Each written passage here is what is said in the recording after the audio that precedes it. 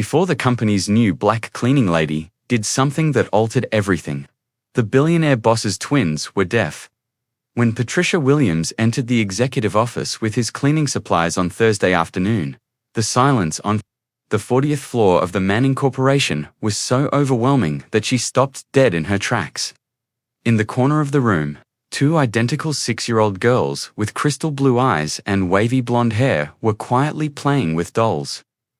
Remained silent and just periodically moved their lips to one another, perhaps speaking unseen secrets. The millionaire CEO of the company, Richard Manning, replied, "Don't worry about her." Without raising his eyes from his papers, since birth, Emma and Sophie have been deaf, totally deaf. Ignore her and carry out his duties. When Patricia, then 32, started working as a housekeeper at that computer business, she had no idea that her first day would expose her to something she knew very well. She had dedicated her whole adolescence to mastering sign language and specific communication skills for his younger brother, who was born with a partial hearing loss. She was more interested in the little things that his experience had taught her to notice than in the fact that the girls were deaf. They both tilted their heads slightly in the direction of the sound as she vacuumed close to them. Sophie scowled a little as though something had disturbed her as Richard tapped his pen on the table across the room. As she arranged the cleaning supplies, Patricia inquired nonchalantly, "How long have they been like this?" Richard's voice sounded tired when he said, "Since she was born, I've spent a lot of money on the nation's top experts. Dr. Mitchell, Dr. Harrison, and the Manhattan Hearing Institute staff as a whole. They all attested to it. Severe sensory neuronal deafness on both sides. No word will ever reach her ears." Patricia surreptitiously observed her cleaning. The females performed in an oddly synchronized manner, as though they were moving to a beat that only they could sense. Even with their backs to Richard, they both appeared anxious when he took a call and spoke louder. "Where's her mother?" she inquired, attempting to maintain a light-hearted tone. Richard's expression darkened instantly. "She passed away in a vehicle accident when they were 2 years old. Now, it's just me and them, along with a group of professional caregivers, of course." Patricia made the decision to take a quick test at that point. She purposefully dropped a coin behind the girls, close enough to produce a distinct sound, but far enough away to avoid causing the floor to vibrate. Emma instantly turned her head in the direction of the sound. "Interesting." Pat whispered to herself, "What's intriguing?" Richard eventually listened and said, "Nothing, sir. Just admiring how beautiful she is."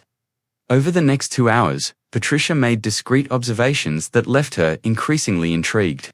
The girls responded subtly to specific sounds, showed discomfort with loud noises, and even seemed to communicate through a system of signs that she had never seen in any manual of sign language. As she was finishing cleaning, Patricia approached the girls and waved gently. They both looked at her with obvious curiosity. Slowly, she made the basic sign for hello in American Sign Language. The reaction was instant and surprising. Emma and Sophie glanced at each other quickly, then looked back at Patricia with an expression that mixed surprise and hope. Sophie made a hesitant movement with her hands, clearly trying to respond, but stopped mid-gesture and looked nervously in her father's direction. At that moment, Patricia realized that something was deeply wrong with this situation. Children, who had been completely deaf since birth, would not react that way to sound stimuli, and more importantly, they would not show hesitation in communicating through signs. As she put away his cleaning supplies, a certainty grew inside her. Those girls were not completely deaf, and for some sinister reason, someone wanted them to continue believing that they were. But what Patricia didn't realize was that her discovery would pit her against a much darker scheme involving respected professionals who profited from keeping two children trapped in a world of unnecessary silence. If you are enjoying this story of discovery and courage, don't forget to subscribe to the channel. Because what this cleaning lady was about to discover would not only change the lives of those girls, but expose a web of lies that no one could have imagined. The next morning, Patricia arrived at the Manning Corporation an hour early. determined to observe the girls in their natural environment before Richard arrived at the office. What she discovered made her even more convinced that something was terribly wrong. Emma and Sophie were playing in the corner of the room with a specialized caregiver named Helen, a strict 50-year-old woman who spoke to the girls using exaggerated, slow gestures, as if they were mentally disabled as well as deaf. Helen made a dramatic gesture with her lips moving slowly and exaggeratedly, saying, "Don't make a mess." She arranged the cleaning items while Patricia surreptitiously observed, "Daddy doesn't like it when you make noise." The youngster appeared, irritated as she attempted to convey a message to Helen using signs that the caregiver either deliberately ignored or did not comprehend. Patricia saw something unsettling at that point. Emma whispered something in Sophie's ear as Helen left the room to answer a phone call. There were no ostentatious lip motions or gestures. Even though it was nearly inaudible, the sound was unquestionably vocalious. Patricia mumbled to herself, "My God," while feigning to clean the window next to her. Richard's first task upon arriving at the office was to make sure the girls were quiet and well-behaved. He nodded to Helen, indicating that everything was under control, without even glancing up from his papers. "Patricia," he said, "I need you to be especially careful with the cleaning today. I have an important meeting with investors and can't have any unnecessary distractions." The word distractions was said with a brief glance in the direction of his daughters, and Patricia felt her stomach churn. This man treated his own daughters as inconveniences to be managed, not as children who needed love and attention. During the afternoon, while Richard was in his meeting, Patricia decided to risk a more direct approach. She approached the girls and, making sure Helen had left for lunch, made a simple gesture. "Can you hear me?" The reaction was instant and devastating. Both girls looked at each other in panic, then glanced quickly at the security cameras installed. In the corners of the room, Emma shook her head vigorously, putting her finger to her lips in a universal gesture of silence. At that moment, Patricia understood the horror of what she was witnessing. These children could not only hear, they were being deliberately silenced, forced to pretend to have a disability that he did not have.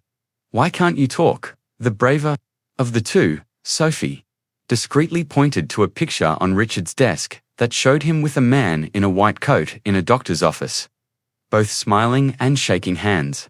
Patricia asked in a very low voice while feigning to clean the nearby table. The picture instantly brought to mind the man who had permanently changed her life, Dr. Marcus Harrison, the same physician who had incorrectly diagnosed his brother, Kevin, with total deafness when he was just 4 years old. When Patricia, then 16 years old, insisted that the family get a second medical opinion, the new specialist found that Kevin had only partial hearing loss, which could have been easily corrected with appropriate devices from the beginning. Medical negligence had cost Kevin 5 important years of social and academic development, and he never fully recovered from the psychological trauma of believing he was completely deaf, being treated with inappropriate methods, and being kept apart from other children. Identifying the name on the gold plaque in the picture, Patricia muttered, "Harris." Emma gave an almost imperceptible nod, her tears validating Patricia's assumptions. That afternoon, when Richard returned from the meeting, Patricia made a courageous decision that would change everything. "Mr. Manning," she said, interrupting him as he checked his emails, "I need to talk to you about your daughters." Richard looked up with obvious irritation. "Patricia, I've already made it clear that his job here is cleaning, not questioning medical decisions made by renowned experts." "Renowned experts like Dr. Harrison?" Patricia replied, her voice laden with a firmness that surprised even her. Richard's face changed immediately. His casual expression gave way to something much darker and more defensive. "How do you know Dr. Harrison's name?" "Because he did the same thing to my brother 15 years ago. Kevin spent half his childhood believing he was deaf, when in fact he only had mild hearing loss that could be corrected." Richard stood up slowly, her posture becoming threatening. "Are you implying that the best specialists in the country misdiagnosed my daughters?" "I'm saying that his daughters aren't deaf, Mr. Manning. And from what I've observed today, she knows it. The question is, Why do you want her to believe she is? The silence that followed was thick with tension. Richard walked to the window, his hands clenched into fists. When he turned back, his face had taken on a look of calculated coldness that made Patricia realize she had just awakened something very dangerous. Patricia, you are clearly confused about your role here. His theories are completely inappropriate and offensive. I suggest you focus on your work or consider looking for another job. But Patricia had seen the momentary panic in his eyes before the cold mask formed. She had touched on something he desperately wanted to keep hidden. That night, as she put away her cleaning supplies, Patricia knew she had crossed a line of no return. She was certain that Emma and Sophie were being held prisoners of a medical eye, just as his brother had been. The difference was that this time she was not a helpless teenager. She was a grown woman with experience, knowledge, and most importantly, a determination forged by the pain of seeing someone she loved suffer unnecessarily for years. As she waited for the elevator, Patricia couldn't help but think of the expression of silent despair in Emma and Sophie's eyes. She was asking for help in the only way she could, through pleading looks and discreet gestures that no one else bothered to interpret. What Patricia didn't yet know was that her decision to confront Richard had set in motion a series of events that would reveal a scheme far more sinister than she could have imagined, and that the apparent coldness with which he had reacted was only the first sign of how far this man was willing to go to protect his darkest secrets. In the 3 days following her confrontation with Richard, Patricia arrived at the office to find a completely different environment. Helen had been replaced by 2 new caregivers who worked alternating shifts and followed much stricter protocols with Emma and Sophie. The girls now spent most of their time in a separate room away from the area where Patricia worked. And when she tried to greet them in the hallways, they quickly looked away, clearly instructed not to interact with her. Administrative changes, Richard explained coldly when Patricia asked about the new routine. The girls need more specialized care. His only responsibility remains cleaning. But Patricia was not easily intimidated. During her lunch break, she did something that would completely change the course of the situation. She called her cousin Denise, who had been working as a nurse at the city's children's hospital for 15 years and had connections in almost every medical department in the region. "Denise, I need a very important favor," Patricia said, her voice low on the phone. "Can you get me information on a doctor named Dr. Marcus Harrison? It's for an emergency." Harrison. That name sounds familiar.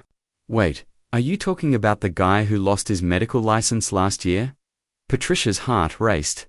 Lost his license? What do you mean, gal? It was a huge scandal. He falsified diagnoses of children with hearing impairments to charge wealthy families for expensive treatments. The investigation lasted months. Why do you want to know about him? Patricia quickly explained Emma and Sophie's situation, omitting only their names to protect the girls. Denise was silent for a long moment. "Patricia, if what you're telling me is true, these children are victims of a crime. Harrison may have lost his license, but the doctors who continue to follow his fraudulent diagnosis are still practicing. Can you help me prove it? More than that, I know a speech therapist who specializes in child development. Dr. Jennifer Costa. She was one of the key witnesses in the case against Harrison. If you can get these girls to her, even for a few minutes, she can confirm whether they really have deafness or are being misled." That afternoon, Patricia returned to the office with renewed determination. She knew she had to find a way to prove that Emma and Sophie could hear, but she also had to be extremely careful not to put the girls at risk. While cleaning, she noticed that Richard had left for a meeting, and the 2 new caregivers were busy organizing medications in the living room. It was the perfect opportunity. Patricia quietly approached the room where the girls were playing alone. When they saw her, her expressions lit up instantly, but they quickly became cautious again. "It's okay," Patricia whispered, making sure no one was listening. "I know you can hear me perfectly well." Emma and Sophie looked at each other, tears welling up in their eyes. Finally, Sophie nodded almost imperceptibly. "I need you to help me prove it," Patricia continued. "But first, I need to know, why are you pretending to be deaf?" Emma looked at the door, then approached Patricia and whispered in her ear. "Daddy said that if we talk, he'll send us away like he sent Mummy away." Patricia felt her blood run cold. "What do you mean he sent Mum away?" Sophie joined the conversation, her little voice trembling. "Mum didn't die in the accident. She tried to take us away because she found out we weren't deaf. Dad said she was sick in the head, and the doctors agreed." The revelation was like a punch in the stomach for Patricia. Richard had admitted his own wife to a psychiatric institution to keep the false diagnosis scheme going. "Where is his mum now?" Emma whispered. "In the place for sick people, and Dad said, if we tell anyone who can hear, we'll go there too." Patricia realized then that this was not just medical malpractice or financial greed, but that Richard was using his own daughters as pawns in a much darker game, and that he had destroyed an entire family to protect her lies.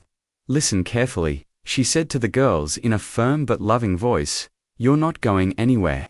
I'll defend you, but I need your assistance. For a few days, can you have courage?" Both girls nodded, and for the first time in years, Patricia saw genuine hope in her eyes. During the rest of the afternoon, Patricia mentally devised a plan. She had 3 goals: to prove that the girls were not deaf, to find out where her mother was, and to expose Richard and his medical accomplices. When Richard returned from the meeting, he found Patricia working as usual, unaware that she had just discovered secrets that could destroy her carefully constructed life. "Everything quiet here?" "Yes, Mr. Manning," he said nonchalantly to her, asking the caregivers. "As usual, the girls have been really quiet." With a satisfied smile, Richard glanced at Patricia, who was still washing the windows as if nothing had happened. He was unaware that Patricia had surreptitiously taken pictures of a few medical records on his desk, including a letter from a mental health facility bearing the name Alina Manning on the stationery. Patricia gave Denise another call that evening and informed her of everything she had learned. Her cousin was taken aback. "This is far more serious than we thought, Patricia. Kidnapping, wrongful incarceration, and child abuse are all at issue if her woman was forced admitted on the basis of a fraudulent diagnosis. You urgently need expert assistance. Is there anyone I know who could assist us?" "One of my friends works as a social worker and focuses on situations of child abuse. Sandra Martinez, MD. She collaborates with law enforcement on intricate situations such as this one." "But are you certain you want to get engaged in this, Patricia? This guy looks like a real threat." Patricia considered the tears shed by Emma and Sophie, the possibility that their mother had been wrongfully institutionalized for years, his brother Kevin, and all the other people who had been harmed by dishonest medical professionals such as Dr. Harrison. "Denise, I'm already on board. Someone has to stand up for these kids." Patricia knew she was going to launch a war that would alter everything when she showed up for work the following morning. She watched Richard on the phone, most likely with one of the doctors who kept the plot afloat, as she arranged his cleaning supplies. She remained composed and professional, despite all those awful secrets, acting as though she were merely an unseen housekeeper, carrying out his duties. However, a keen observer would see that her actions were not motivated by surrender. It was the calculated decision of someone who was going to radically alter the history of that family and reveal a crooked system that had ruined innocent lives for years. Patricia implemented her strategy when Richard was in his monthly meeting with the corporate board on Friday at 10 a.m. She wasn't by herself. Patricia assisted in obtaining a court order through the photographic evidence, which permits Dr. Jennifer Costa and Dr. Sandra Martinez to visit the Manning Corporation facility with 2 Department of Child Services investigators. The secretary's voice was shaking as she shouted into the meeting room, "Mr. Manning, some of the folks here need to talk to you right now. It's about your daughters, they say." The quarterly profitability presentation was interrupted by Richard inform them that I'm occupied. The nannies can take care of anything pertaining to the girls. They've got official documents, sir. Patricia, the cleaning lady, is also present. Richard's heart froze. Below, Patricia was meant to be working on the floor. When he went down to the office, he saw a scenario that immediately made him know that her well-planned life was unraveling. How had she been engaged with the authorities? While Patricia used his cell phone to record everything, Emma and Sophie were sitting comfortably and conversing with Dr. Jennifer in a loud and clear voice. Naturally, Sophie told the speech therapist, "Daddy always said that if we talked, he would send us to the place for sick people, like Mummy." Dr. Jennifer inquired, covering her mouth to prevent the girls from lip reading. But Aunt Patricia said that wasn't true. "And can you hear me perfectly?" she asked.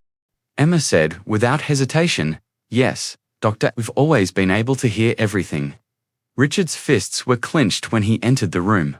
"What's happening? Who gave you permission to bother my daughters?" Dr. Sandra Martinez came forward and presented her official records. "I'm a social worker that focuses on child abuse cases, Mr. Manning. We are authorized to look into claims of medical malpractice and potential psychological coercion." "That's ridiculous. My daughters have hearing loss." Papers from Dr. Marcus Harrison, who lost his medical license last year for fabricating a diagnosis, are among the dozens of medical papers I have that attest to this. Patricia cut in with a firm, controlled voice.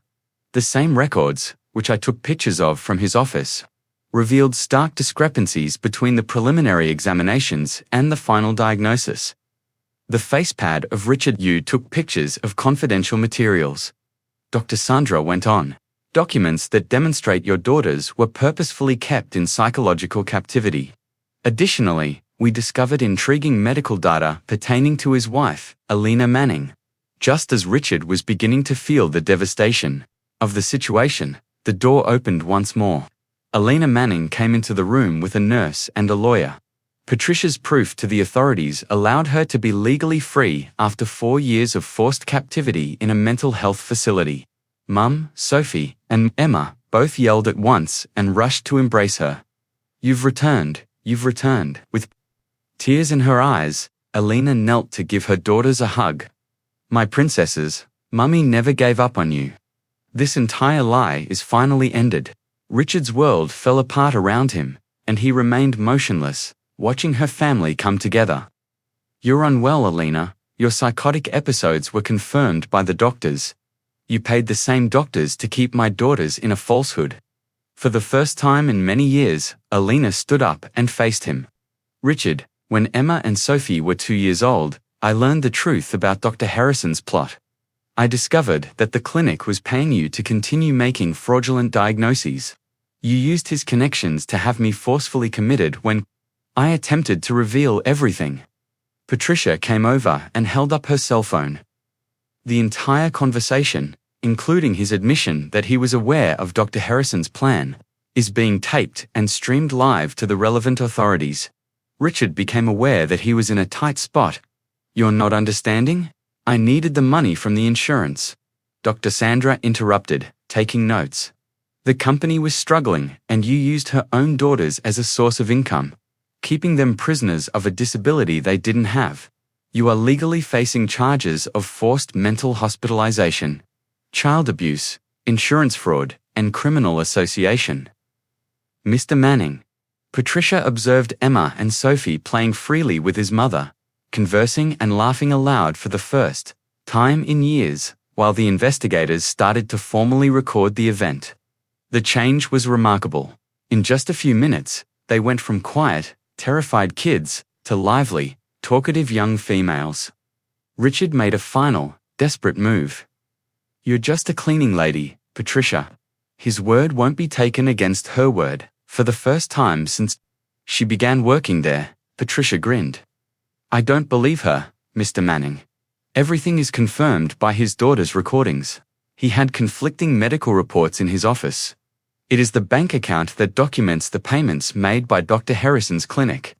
Elena's testimony further details how he persuaded her to continue the plot. After a good evaluation, any qualified professional would have discovered this within 5 minutes. One of the cruelest types of psychological abuse I have ever seen has been inflicted against her. For the first time, Daddy Sophie faced him fearlessly. "Why did you give us the impression that you were deaf? You sent Mummy away, but why?" Richard was unable to respond. He was rendered utterly speechless for the first time in years as he dealt with the terrible fallout from her self-centered decisions. He heard Alina talking excitedly with her girls about all the plans they had to make up for lost time as he was led out of his own building.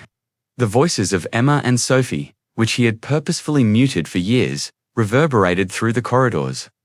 For the final time, Patricia gathered her cleaning equipment, but she was no longer an unseen maid. She was a courageous woman who had brought a family back together and revealed a criminal organization that had ruined innocent lives for financial gain. However, no one could have foreseen how this triumph for justice would reverberate far beyond that courtroom, inspiring systemic changes that would safeguard thousands of other vulnerable families nationwide, in addition to changing the lives of Alina, Emma, and Sophie.